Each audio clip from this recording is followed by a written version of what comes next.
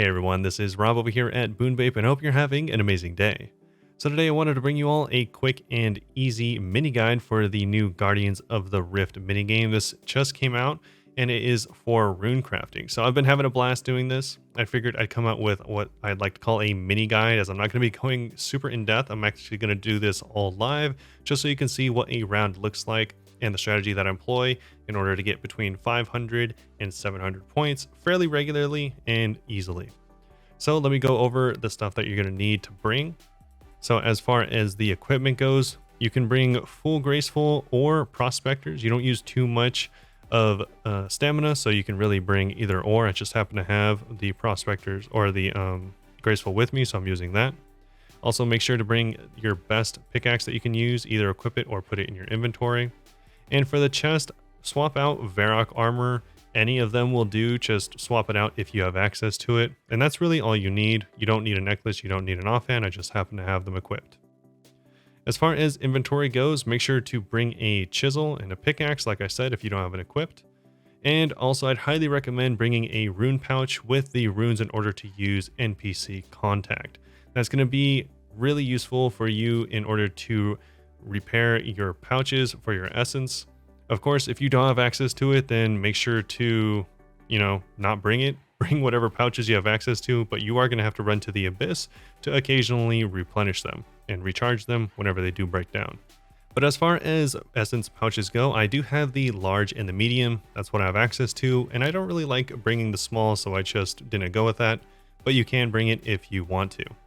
Of course, if you do have access to the larger pouches or the new largest pouch, I would highly recommend bringing those instead. And that's definitely going to make it a little bit easier to reach that 700 or 800 point goal. So that's really going to be about it for what you're going to need to bring. As far as rewards go, whenever you do get rewards, you're going to trade them in to the rewards guardian here. And he's going to give you pearls, which you can trade in to apprentice Felix here, which is going to give you the brand new rune crafting outfit. So it's kind of like reward inception.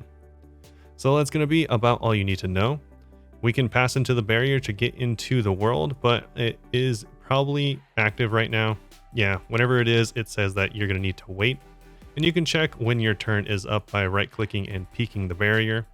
It says that there's 100 adventurers and it's at 93%. Whenever it's at 100 is when the game ends and 10% is when it starts.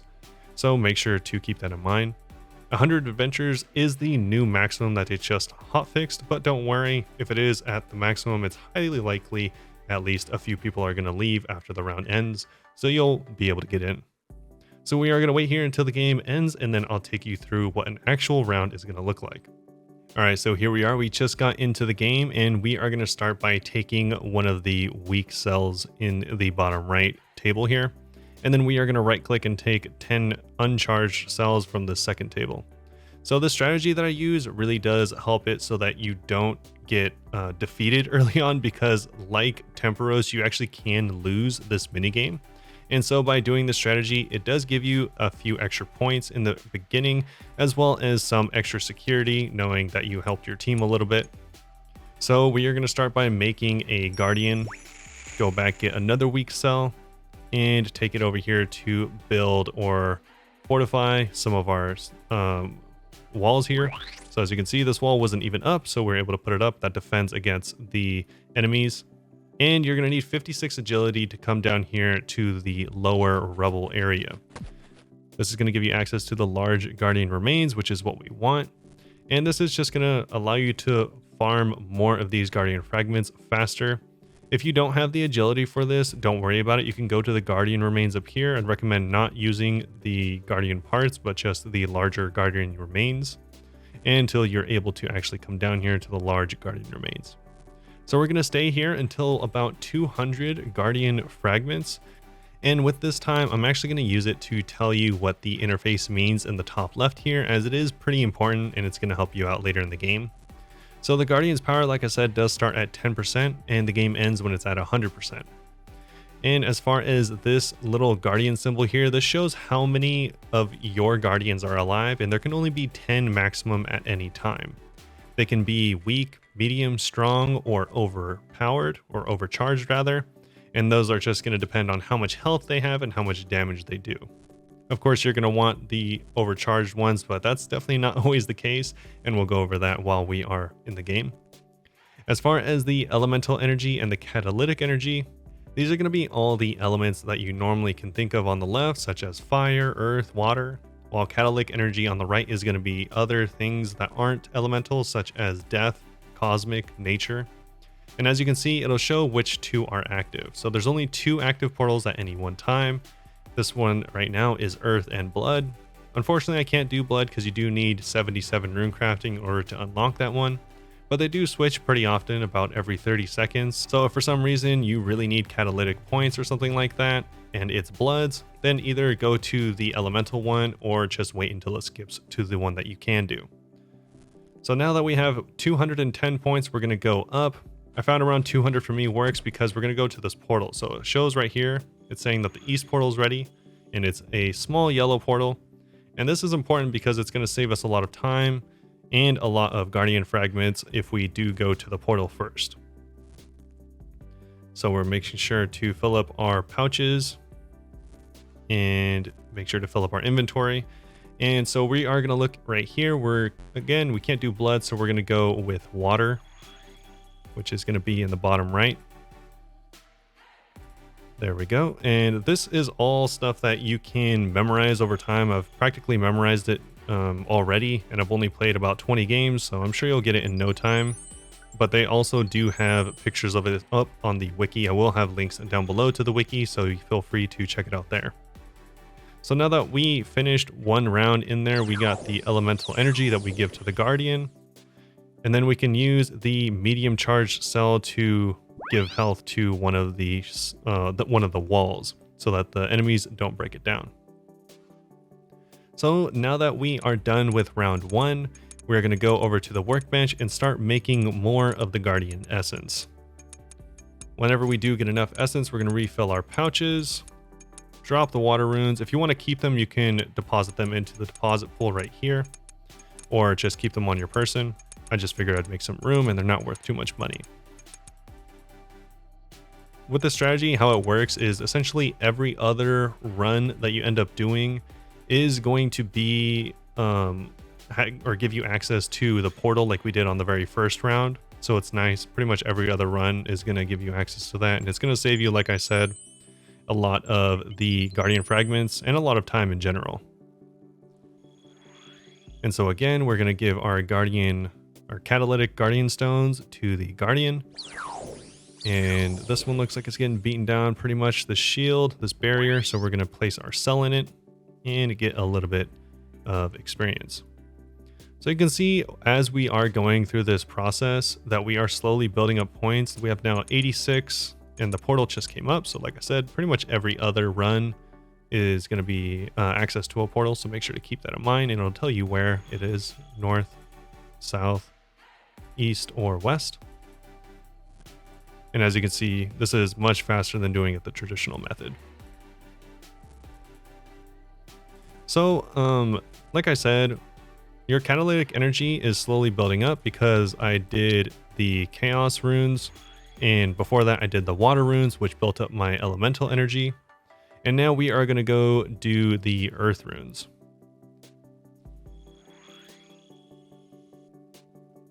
So you might be wondering if there's any differences in them, and there actually is quite a big difference in the different strengths of the altars.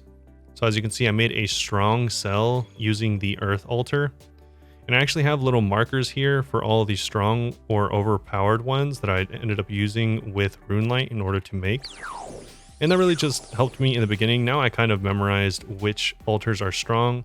It's not really important to know because it won't increase how many points you get or anything like that. It'll just simply make it easier for you to actually do the minigame, because going to an overpowered or overcharged or strong altar is going to make it so that the guardians you make, like this big guardian here, this overcharged guardian, do more damage or heal your barriers for more than if you went to, let's say, the air altar, which is a weak altar.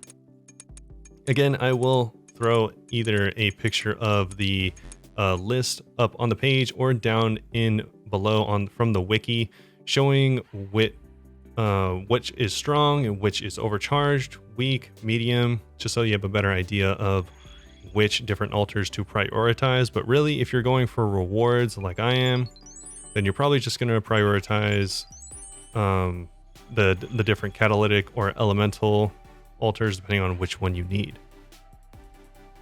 And at this point, you might be wondering what I mean by which one you need.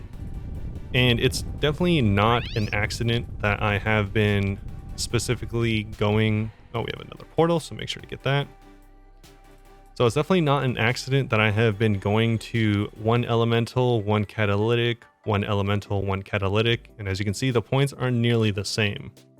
And I did that on purpose because in order to retrieve your rewards at the end of the day, you are going to need to spend one elemental point and one catalytic point in order to actually get the rewards. So it's best that, in my opinion, you keep all of them approximately the same, so that if you do have 10 catalytic points, you also have 10 elemental points. If not, it's really no big deal. You just have to focus more on one or the other so that you're able to get all of the rewards possible. But make sure to keep that in mind. I have seen some people do the strategy where they go through and do all catalytic, or they end up doing all elemental. That's definitely up to preference. I don't think one is better than the other. It's just whatever you feel like doing. I found this way works really well for me though. So since I just did catalytic, I want to even it out and go to elemental next time around. So I want to make sure to do that. And you might be wondering why I haven't assembled any more golems, any more guardians. It's because we are 10 out of 10 for the majority of time here. So I'm not going to spend any of my time going and making a guardian that you either can't make or probably don't need. So like I said, if you are worried about getting the best guardian or healing the most amount of energy, then you might want to avoid the air temple or any of the weak temples, because they only heal for 10 and they only make the weakest guardian. Whereas if you did go to the death portal, those make the overcharged cells, which are going to heal for 50. So quite a bit stronger than if you ended up going to one of the weak ones. But like I said, I'm in it mainly for the rewards. And that's mainly what I wanted to show in this guide, is how to get the most rewards. And so that's why I'm keeping it as even as I possibly can. But if you are in it mainly for the money or anything like that, then, you know, do whichever you feel is better. And so this is probably going to be the last inventory. We're at 87%. Usually the portal spawns around 85 to 90%. And unfortunately, usually I'm never able to take advantage of it, just because people end up usually spending all their points. And unfortunately, I'm not able to get out of the portal in time to get my points. So here we are. We got just about 600 and something points. I don't think we're going to be able to get this last one off, unfortunately, because we're already at 90%. The last 10% do go by pretty quick, unfortunately. Oh, but just in case, I am going to take this inventory and run to Earth, see if I can get lucky. This might be a high point run. This game is going kind of slow. Usually it is a little bit faster than this, and I would already be done, and I wouldn't be able to get this last inventory off, but it went a little bit longer. And there you go. That's it. So as you can see, we got 3 and 3, which we ended up with nearly 700 points. But because the way it calculates it, we ended up with 300. It counted as 300 elemental energy and 300 catalytic energy for 600 total. Even though we had a little bit more than 600, that's just how it calculates it. And in total, I have 61 and 61. So that's how it works for me. Sometimes, like I said, I can get really reliably 600 points, sometimes 700 points, and I've even gotten close to 800 at one point or another. And that's the strategy I like to use. So hopefully this video did help you out a little bit. If it did, let me know down in the comments below, or let me know the strategy that you like to use. Of course, this is only the second day that the game's actually out, so this might not be the best strategy, but this is the one that I found that works for me. So that's going to be about it. I will have some more videos on this, showing you some of the rewards and also probably doing a nice reward opening, maybe of like 1 or 200 of the rewards, just to see what you can get. And that's going to be it for me though. So hopefully you all have a great day. Hopefully you enjoyed the video. If you did, do what you do, leave a like, comment, subscribe, and I'll see you all very soon.